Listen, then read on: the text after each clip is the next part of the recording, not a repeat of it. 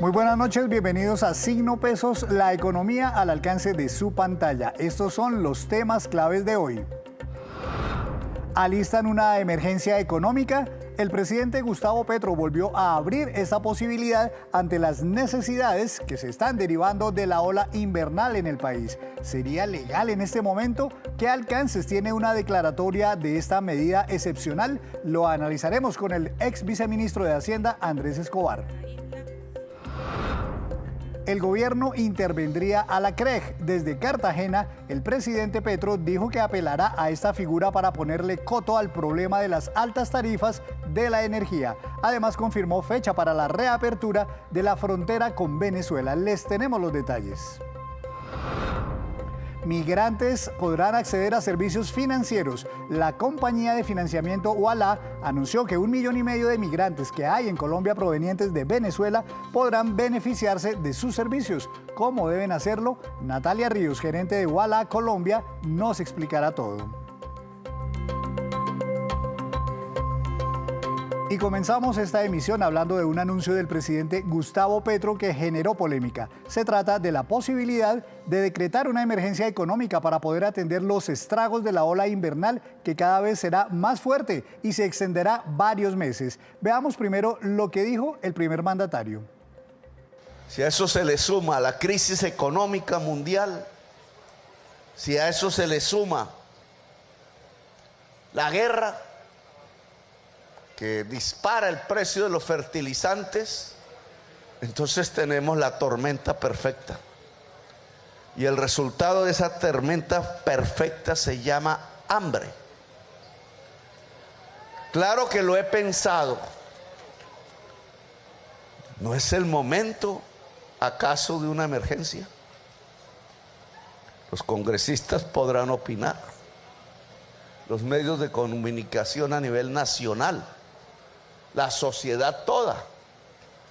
Pero si vamos a vivir un episodio peor que el 2010 en términos de clima, entonces necesariamente el país tiene que entrar en una emergencia económica.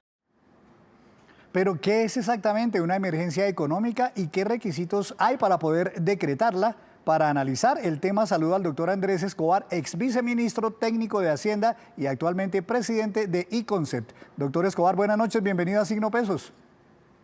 Henry, muy buenas noches, un saludo a todos los televidentes. Empecemos por lo básico y obvio, doctor, ¿qué es una emergencia económica? Bueno, pues la Constitución colombiana descansa sobre un principio fundamental y es que hay división de poderes. El gobierno hace unas cosas, el Congreso otras y la rama judicial otras. Cuando hay una emergencia económica, se suspende temporalmente la división de los poderes y el gobierno puede expedir decretos con fuerza de ley, es decir, puede legislar sin pasar por el Congreso. ¿Y eso ocurre en qué circunstancias? Es decir, como es una figura excepcional, ¿cuándo o en qué circunstancias se puede declarar una emergencia económica? Para escoger tres ejemplos rápidamente, cuando el sistema financiero estuvo a punto de implosionar en la crisis del 99, fue necesario decretar una emergencia económica. Cuando fue la ola invernal de 2010, que fue una niña muy fuerte, también se decretó una emergencia económica. Y por supuesto, a raíz de la llegada de la pandemia del coronavirus, el gobierno nacional también tuvo que declarar una emergencia económica. Usted explicaba muy bien que, bueno, en la separación de poderes el Congreso es el que normalmente debe expedir medidas, pero se entiende entonces que cuando es un hecho sobreviniente, una situación, digamos, de emergencia que no se podía prever, los efectos, digamos, de una emergencia económica es para darle mayor velocidad a las medidas que haya que adoptarse. Claro, ese es el propósito principal. Aprobar una ley en el Congreso tiene un proceso que es largo, que puede demorar varios meses y muchas veces las crisis no dan espera y por eso la Constitución permite que bajo esta figura excepcional se puedan expedir leyes a través de decretos muy rápidamente. Sin embargo, usted mencionaba una palabra que es clave, que es que el hecho sea sobreviniente, es decir, llegó de repente, yo con las herramientas normales y el transcurso legal en el Congreso me demoro mucho, entonces tengo que hacer algo excepcional. Pero si yo veo que algo está por venir en los próximos meses o semanas, la Constitución, y esto es una interpretación no de abogado, sino de economista, pero que ha trabajado en el gobierno varias veces, lo que la Corte le pide al gobierno es, si usted ve que las cosas vienen y usted puede surtir los canales legales para hacer los cambios, es decir, ir al Congreso, usted debe hacerlo. Si usted ve que las cosas vienen, actúe con antelación. No vaya a hacer que usted decrete el estado de emergencia cuando las cosas ya están demasiado encima y usted no tomó las medidas necesarias. Entonces es muy importante que el gobierno, si ve venir las cosas, vaya al Congreso y no se espere a que la crisis ya sea demasiado profunda para tratar de actuar sin pasar por el Congreso. Pues es que justamente ahí es donde está el centro, el meollo de la polémica que se está generando en el país por las intenciones del gobierno de Gustavo Petro de decretar una emergencia económica. Por un lado, la ola invernal pues lleva varios meses, porque este año ha sido de puras lluvias en el país. Luego, no es un hecho propiamente sobreviniente. Y por otro lado, si se están parando en que es que se va a recrudecer hacia octubre o noviembre, pues está justamente anticipando el mismo. Luego, no va a ser un hecho sobreviniente, se pudo haber previsto. Digamos, con esos criterios, entonces, pues no tendría lugar en este momento una declaratoria de emergencia económica. Pues yo creería, nuevamente sin ser abogado, que no, porque si el gobierno está viendo que hay un tema que se viene en los próximos meses, debería ir ya al Congreso a proponerle unas medidas para atacar la crisis. Si ya se espera y llega el momento de la crisis y no están las medidas en su lugar, ahí sí están los motivos sobrevinientes para declararla y decretar la emergencia económica. Lo que en mi opinión y en mi experiencia no es común es que se decrete la emergencia antes de que la emergencia ocurra, porque uno está saltándose la división de los poderes antes de tiempo. Ahora, doctor, pues justamente, digamos, ¿quién determina si la declaratoria de una emergencia económica como hecho excepcional en el país, al final de cuentas, es legal o no es legal? ¿Eso pasa por algún filtro, digamos, de constitucionalidad? Sí, la declaratoria de la emergencia requiere el voto unánime de todo el Consejo de Ministros y la firma de todos los ministros para los decretos de la emergencia. Pero una vez se expiden esos decretos que suspenden la división de poderes y permiten que el gobierno legisle sin pasar por el Congreso, esos decretos automáticamente van a la Corte Constitucional para que la Corte revise si el hecho efectivamente si era sobreviniente o si el gobierno está recurriendo a una emergencia para tratar un problema que ya venía de hace rato. Y ha habido casos como la declaratoria de una emergencia de las finanzas de la salud, si no estoy mal, en el 2009, que la Corte Constitucional dijo, yo no estoy de acuerdo y declaro inexequible la declaratoria de esa emergencia porque este problema de las finanzas de la salud de ese momento no llegó de repente, no fue sobreviniente, sino venía desde hace un tiempo.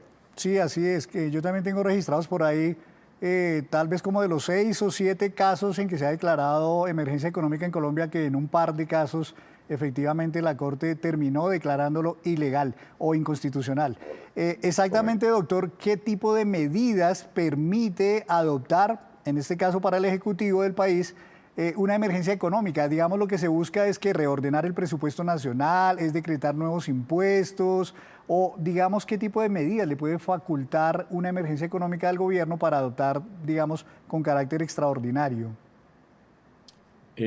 Pues sin atentar contra las libertades individuales y los derechos fundamentales, mi entendimiento es que la emergencia, en principio, el gobierno puede tomar las medidas económicas que considere necesarias sin una limitación particular.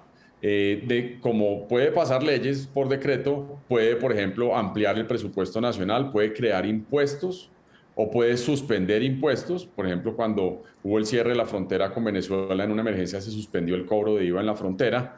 Y la creación de impuestos, la Constitución es explícita en decir que si el gobierno a través de la emergencia crea un impuesto, por ejemplo, en el año 2022, ese impuesto puede estar vigente hasta diciembre del año 2023, es decir, el año que sigue.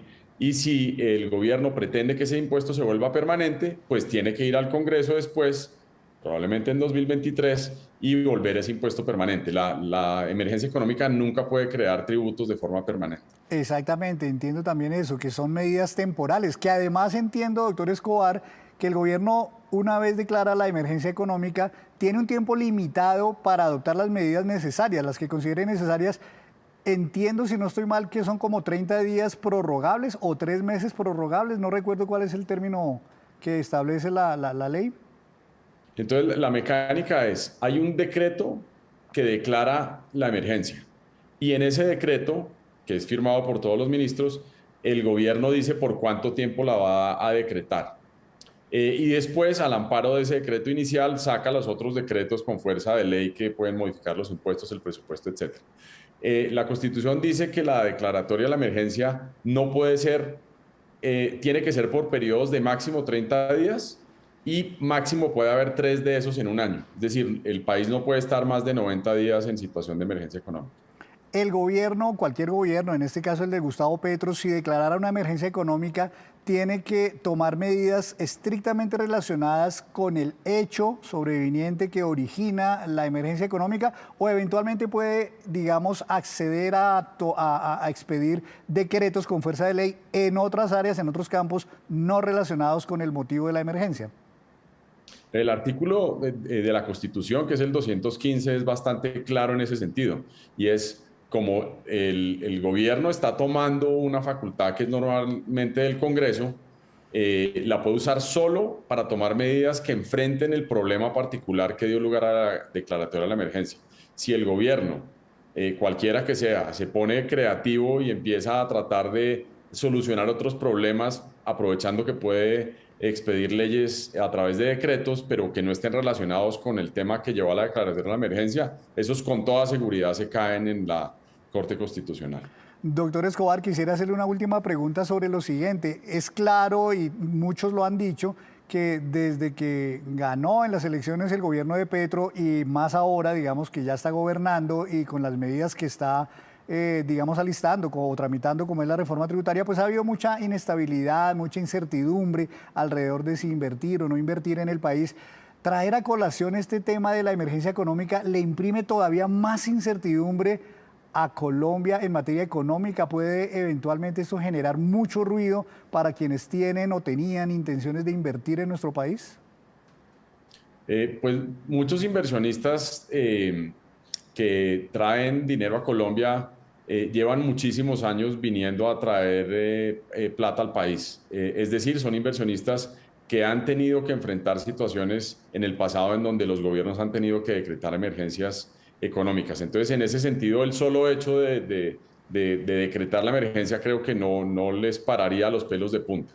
Sin embargo, lo que creo que tal vez no es muy conveniente es decir, se viene eventualmente en el futuro la declaratoria de una emergencia, porque entonces empieza a crecer la especulación de cuál es el tipo de medidas que se van a tomar. ¿Será que la Corte Constitucional lo va a tumbar dado que el gobierno está cantando la cosa con demasiada anticipación? Ese tipo de cosas yo creo que sí pueden crear algo de nerviosismo entre los inversionistas y de hecho no solo los extranjeros, sino también los locales, que van a ser ambos sujetos de las medidas que tome el gobierno. Entonces, en ese sentido, creo que la prudencia en los anuncios siempre es buena para que la inversión no se espante. Bueno, pues habrá que estar muy, muy pendiente en los próximos días de qué más dice sobre este tema el presidente Gustavo Petro. Doctor Escobar, muchísimas gracias, muchos éxitos.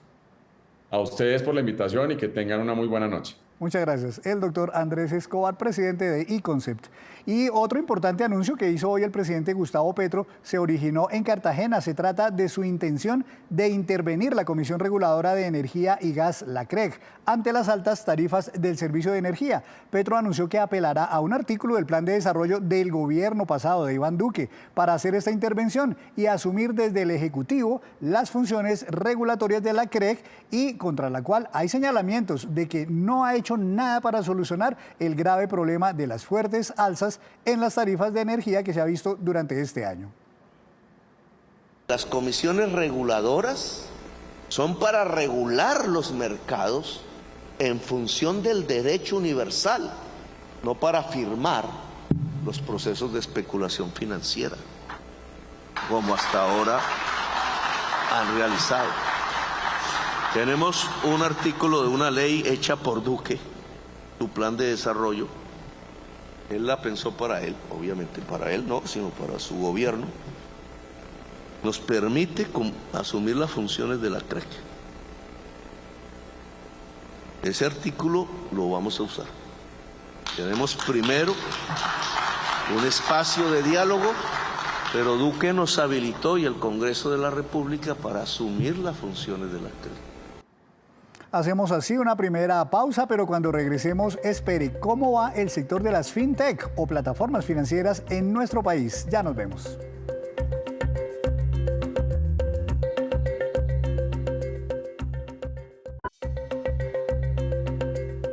Gracias por continuar en Signo Pesos. El próximo 26 de septiembre el gobierno de Colombia y el de Venezuela darán reapertura a la frontera entre los dos países. El primer paso será reanudar la conexión aérea y el transporte de carga entre las dos naciones. La presidenta de la Cámara de Comercio Colombo-Americana, María Claudia Lacotir, celebró esta decisión y explicó qué más se debe hacer entre los dos países.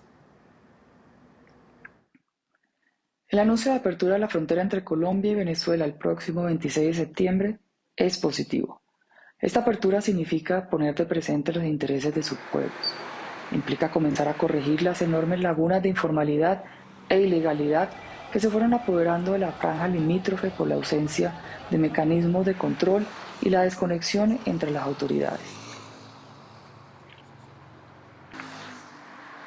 Este primer paso es necesario acompañarlo con acciones en atender a la población fronteriza, proveerles de los servicios básicos e incorporarlos a los sistemas productivos y de comercio formales, reabrir prontamente los consulados, que los ciudadanos de ambos países cuenten con la debida asistencia de sus autoridades diplomáticas. Igualmente importante es concretar la propuesta de apertura de comercio, para lo cual es indispensable contar con la institucionalidad de los estados y actualizar el acuerdo de complementación suscrito por ambos países relacionado con el tema comercial.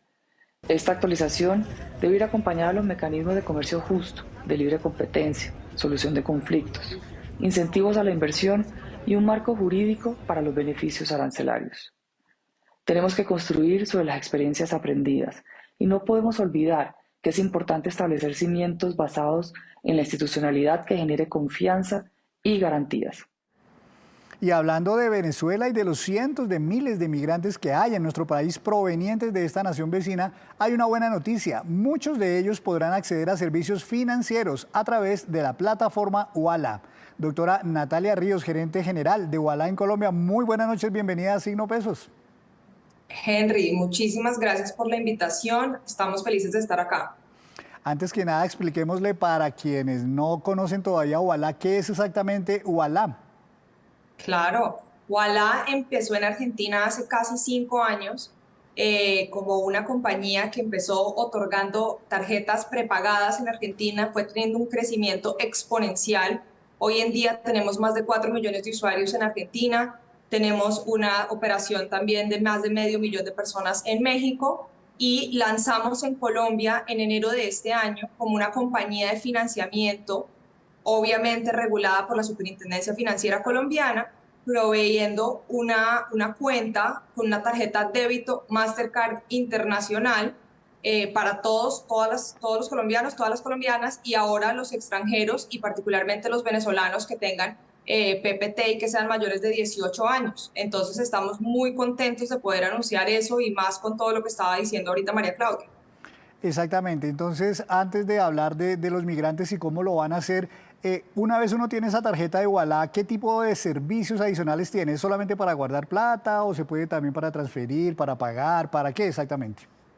Pues mira, primero te cuento lo que nosotros tenemos. En Argentina tenemos un ecosistema financiero y lo que estamos tratando, donde tenemos no solo la tarjeta, pero también tenemos crédito, también tenemos productos de inversión, tenemos datáfonos, bueno, tenemos toda la suite de productos. En Colombia, pues lanzamos hace pocos meses, entonces por el momento estamos ofreciendo la tarjeta de débito Mastercard, se puede hacer depósitos en cualquier efecti del país o también desde cualquier cuenta de cualquier banco en el país.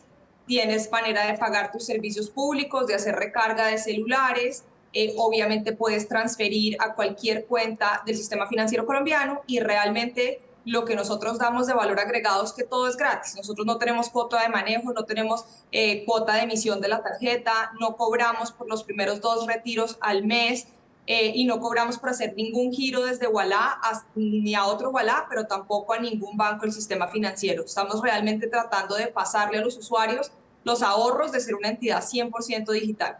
Ah, pero eso es muy bueno, aparte de digital y de fácil, que sea también gratuito. Usted mencionaba 3 países en los que operan, Argentina, México y Colombia. Pensando en los venezolanos, ¿tienen planes, digamos, de extender también el servicio de manera local a Venezuela? Por el momento estamos concentrados en consolidar las 3 geografías que te estaba mencionando, pero sí muy interesados. Desde el momento cero nosotros estábamos comprometidos 100% con la inclusión financiera cuando llegamos a Colombia, y siempre teníamos en el radar que tenemos una población migrante muy importante que estaba teniendo mucha dificultad para acceder a todos los servicios financieros. Decía el director de Migración Colombia, cuando tuvimos a Sobancaria hace unas semanas, el antiguo director de Migración Colombia, que cuando le hacían una encuesta a los hermanos, a las hermanas venezolanas que estaban llegando al país, que qué tan fácil era abrir una cuenta bancaria, solo el 3%, el 3% decía que era fácil. Los demás decían que era difícil, muy difícil o imposible.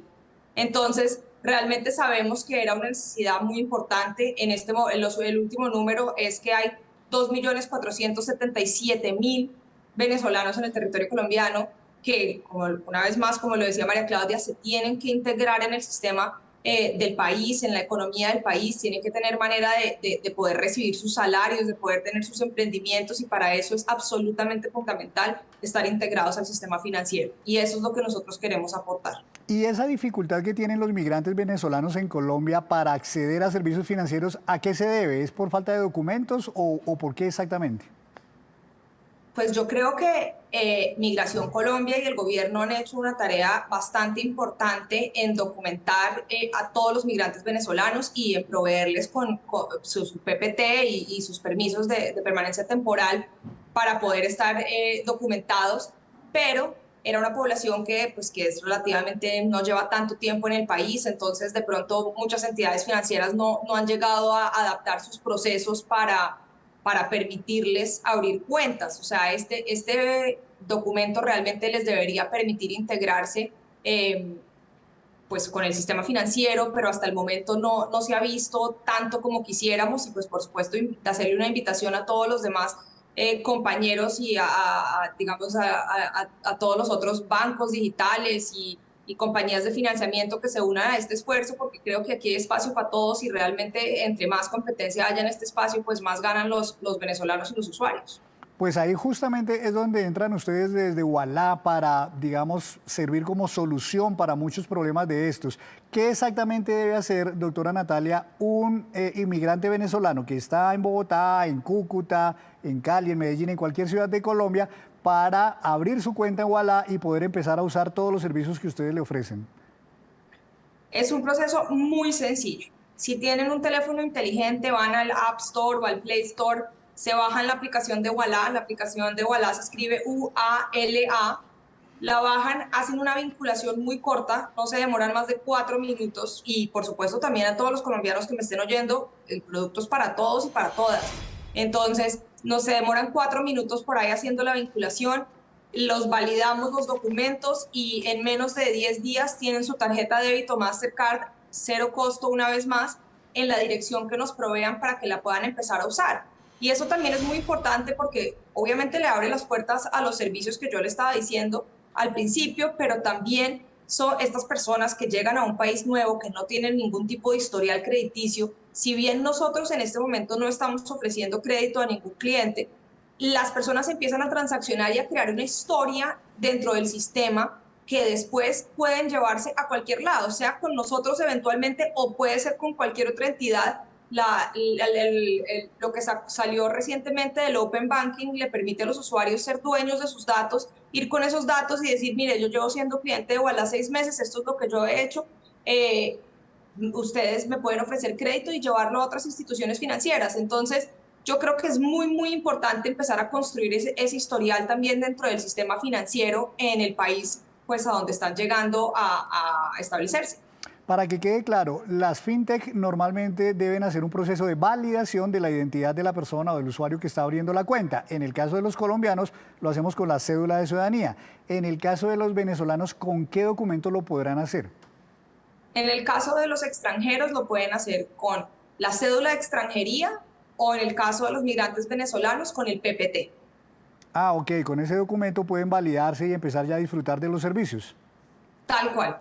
Simplemente toman la foto del frente, la foto del dorso de su PPT, incluyen unos datos adicionales que les pedimos, unas políticas de tratamientos de datos, que todo eso es obligatorio de ley, son obviamente vigilados por la Superintendencia Financiera, y con eso ya quedan listos para poder recibir su tarjeta débito y abrir su depósito bajo monto con nosotros y empezar a transaccionar. ¿Esto ya se puede hacer o es un anuncio para una fecha posterior? Ya se puede hacer, ya tenemos miles de venezolanos, desde el lunes abrimos y ya tenemos más de 1000 venezolanos que han logrado abrir su cuenta y están en proceso de recibir su tarjeta débito Mastercard de Ualá.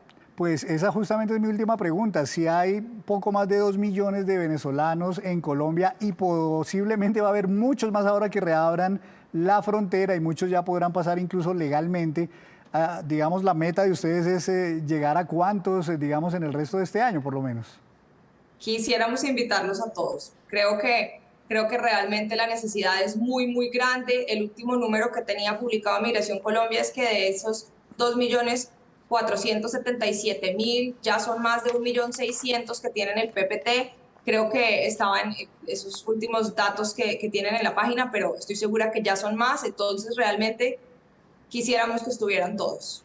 Pues doctora Natalia Ríos, le deseo muchos éxitos en este plan, que además es un muy buen servicio para muchos migrantes que efectivamente, lo han dicho muchos estudios, tienen graves problemas en Colombia para poder acceder a servicios bancarios. Ustedes pretenden y posiblemente pueden ser justamente esa solución. Así que muchas gracias, muchos éxitos.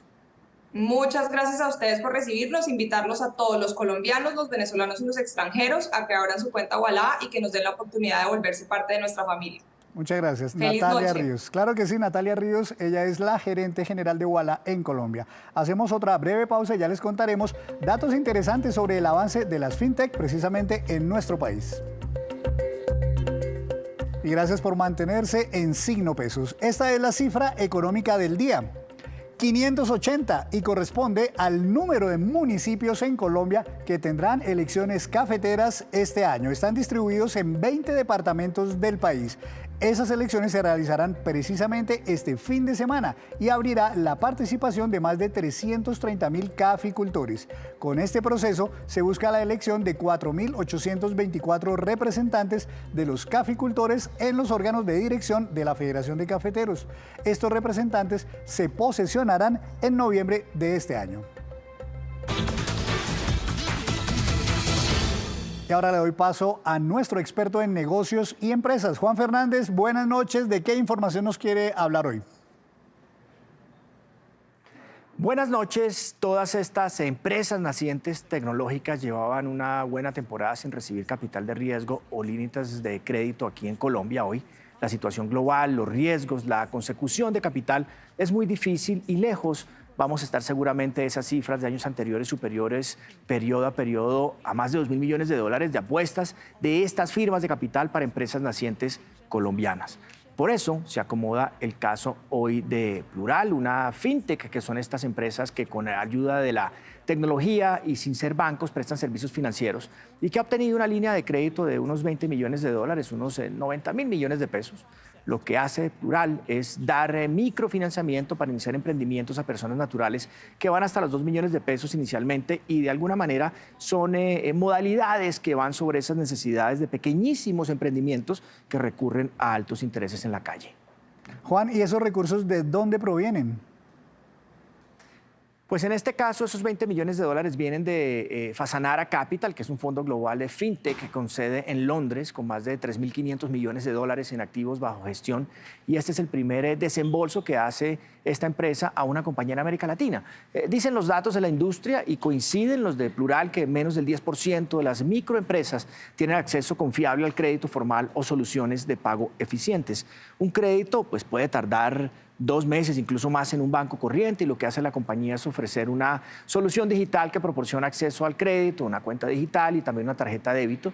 Ese negocio inició con un capital de $1,5 millones y un fondo desembolsó después 10 millones para los préstamos iniciales a esas empresas. Hoy, las soluciones de crédito, la fintech, que pueden llegar a unas 200 empresas pequeñas, pero en la lista se dice que hay más de 5.000. Y esta es la movida de hoy sobre estos temas de fintech y esta línea de crédito que ha conseguido esta compañía colombiana. Gracias, Juan. Nos veremos el lunes con más movidas empresariales. Estos ahora son los indicadores económicos que usted debe conocer antes de irse a dormir. La tasa representativa del mercado, que regirá hasta el próximo lunes, es de 4.365 pesos con 32 centavos, bajó 31 pesos con 37 centavos. El petróleo Brent, de referencia para Colombia, subió 3,67%, se ubicó en $92 con 42 centavos por barril. El precio interno del café colombiano subió y quedó en promedio a 2.405.000 pesos la carga. El índice MSCI Colcap de la Bolsa de Valores de Colombia subió 1,63%. La acción que más se valorizó fue la de Grupo Sura, con una ganancia de 5,41%, y la que más bajó fue la de BAC Holding International, con un retroceso de 6,48%. Y antes de despedirnos, los quiero dejar con este dato. El reconocido Movistar Arena acaba de cumplir 4 años de actividades y su primer 1.000.000 de visitantes. Ocurrió este 8 de septiembre cuando se realizó el concierto de Andrés Cepeda. Allí entró el visitante número 1.000.000.